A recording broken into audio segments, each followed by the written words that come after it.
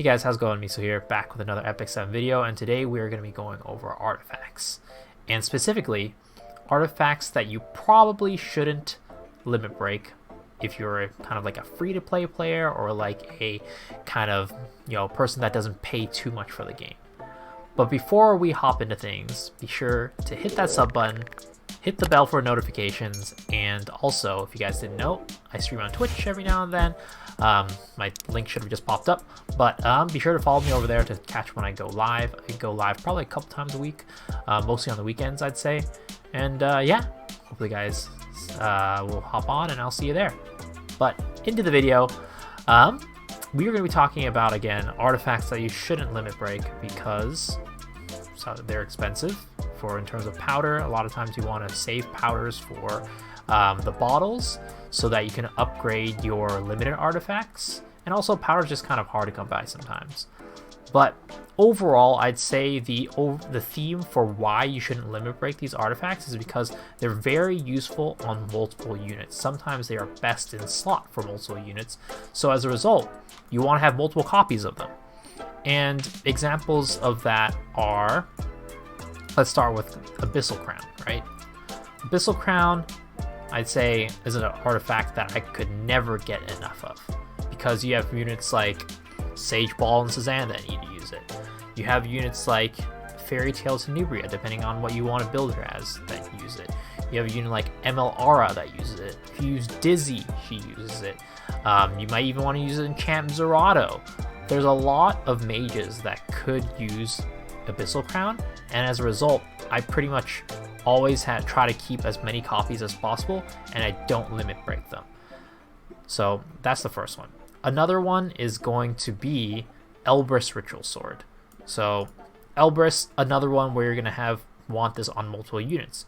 Maybe you're running Fighter Maya, you're running a Charles, you're running, I don't know, ML Tywin. Sometimes you might want to run Elbris on him. Sometimes you run FCC on Elbris Ritual Sword. Heck, sometimes you might want to run Old Man Mort on Elbris Ritual Sword, you know? You never know. Some people like building that unit for some reason.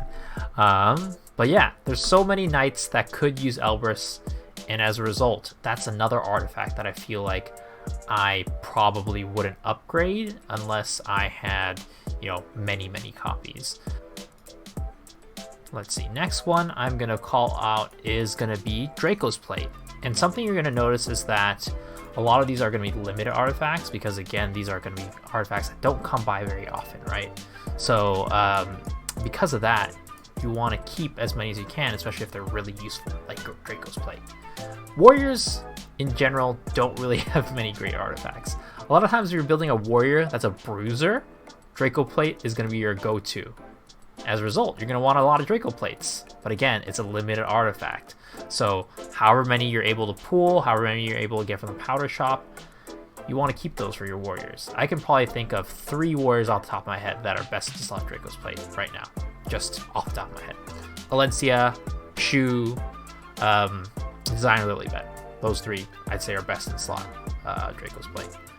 So, and I'm sure there are a couple out there that I'm not thinking of as well. So Draco Plate, another one that I wouldn't max limit break. Of course, again, unless you're a whale.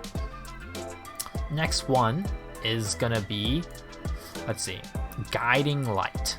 So Guiding Light is another one that I wouldn't upgrade to max. Again, limited artifact. You're gonna want a lot of units on it. You can use, of course, Landy is best in slot. Bisaria is another one you can use it on. Operator Sigret is another one you could use it on. Of course, the person on the picture, Cerise, is one you could use it on. Maybe if you're running an Elfel, I don't know, that could be a unit you could use it on. There's so many rangers that could use this, and this is just like such an overall useful artifact. Like, if you're a ranger and you don't know what to put on your ranger, a lot of times Guiding Light is going to be very useful. So again, one of those artifacts, limited artifacts especially, that I would say you shouldn't upgrade to max unless you are a whale or somebody that's paid a bunch or somehow managed to pull a bunch of them. But yeah, those are, I'd say, the main ones that I definitely wouldn't upgrade. Now, here are a couple kind of situational / like maybe not ones. First one, Rod of Amaryllis. So Rod, again, 5-star artifact, hard to come by. Units like DN, Angelic Montmorency, Acades, those are going to be best in slots for those. The reason why they're more of maybes is because really, if you think about it, there's really only one that's kind of in the meta. Maybe you could argue Acades is in the somewhat in the meta, but definitely DN is really the only Soul Weaver in this category that's in the meta, which is why I'm more of a maybe on that. You could upgrade it more if all you use is DN, but some people use Acades for like Guild Wars, for example, Amo for PvE, and those are going to be best in slots for them. Of course, Amo, I think you can use a Magharas as an alternative, but I still prefer the Rod. It just gives more healing. But again, that's a maybe. The other maybe, and really, really like on the cusp maybe, I'd say, is going to be Alexa's Basket. So Alexa's Basket, you're going to want to use this again on multiple units, right? RB, if you're building a speed RB. Sometimes you might want to use it on your T-Surin. Sometimes you want to use it on your K-Ron. Again, it's a maybe because, again, T-Surin you can use MLDB on. K-Ron you can also use MLDB, but also he's not like a super popular unit right now. Some people use, especially for a lot of people build him counter. So Dust Devil is probably going to be the best in slot for that. But there's a couple of alternatives for him. That's why there's kind of like a maybe best in slot, like a maybe don't upgrade this. And the other reason is just because this is so impactful when it does proc. If you're going with a speed RB for cleave, if it procs, it could win or lose you the game. Like if it doesn't proc, you might lose. If it procs both times, you may win. And as a result, you want it to proc as much as it can, right? So that's why it's more of a maybe as opposed to like a you should definitely keep like multiple copies of this, because speed RB on Alexis is just so good and so impactful when you do get that gab that I would say that it might be worth upgrading to max if you can, or at least as close to max as you can. But again, it's kind of on the cusp depending on how you build your other units as well and how many you have. So overall, from all of that, right, I'm going to summarize again. So you're going to want to do Abyssal Crown, Elbris, Draco's Plate, Guiding Light as the ones that you're pretty much always going to not be maxing unless you have a ton of them. The ones that are maybes are kind of like Rod of Amaryllis, and really maybe is kind of like Alexa's. And I'm sure there are a couple other here on that I'm missing as well.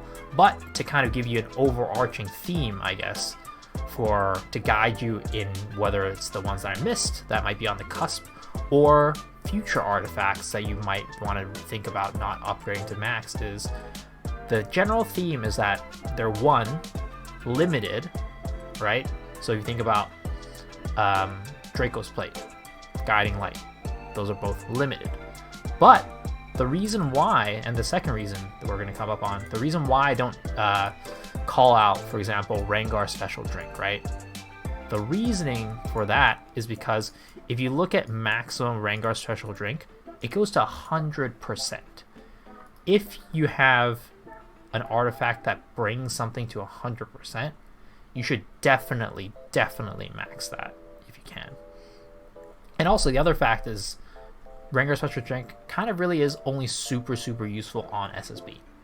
Other units, maybe you can do like an attack Yuna or something like that, but that's definitely not in the meta. Yeah, SSB is kind of one of the only ones that could really use it, which is another factor as well. But like, let's say I didn't mention like Holy Sacrifice, right?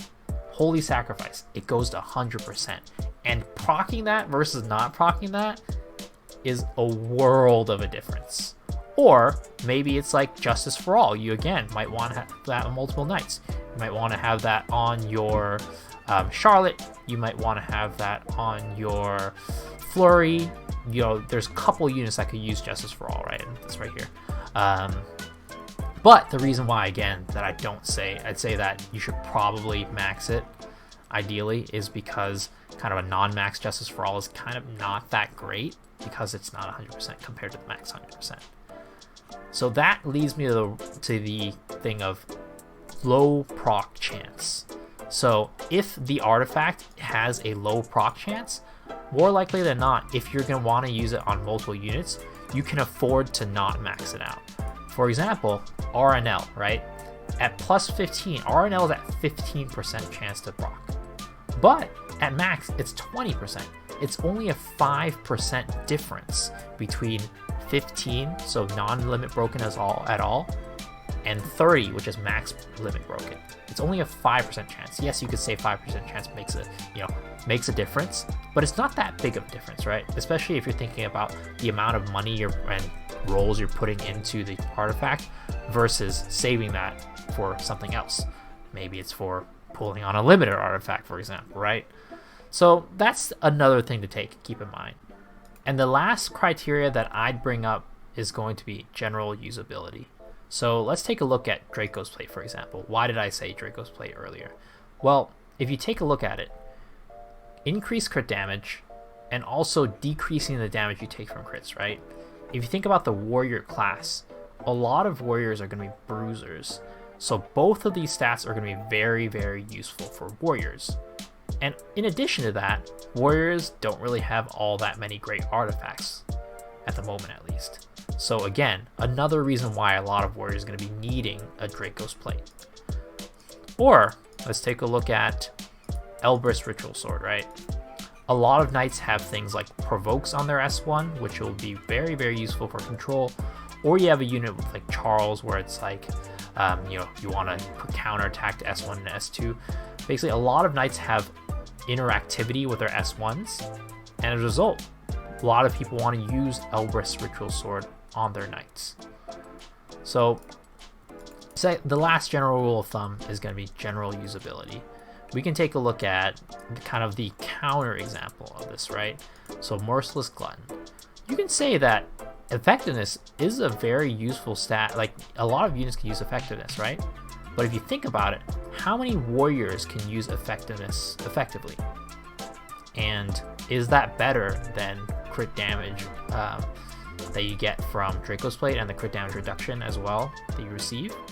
No, definitely not. The number of times where I can think of a unit that can use effectiveness well, that's a warrior as well, is very, very low. As a result, Merciless Glutton, even though effectiveness is a universally useful stat, for warriors, it really isn't. So there you go, guys. There are a couple artifacts that I'd say you should not limit break, and also some key criteria for you guys for thinking about artifacts in the future that come out that aren't going to be on this video. Hopefully y'all enjoy this video. Hopefully you found it useful. Let me know in the comments section what you want to see from me next, whether it's a unit guide or a general guide overall like this one, or anything else. Just let me know. Maybe you love this video. Let me know that. Maybe you didn't like it. Let me know. Either way, let me know in the comments section below. I want to hear from you guys. I'll see y'all in the next one. Peace out.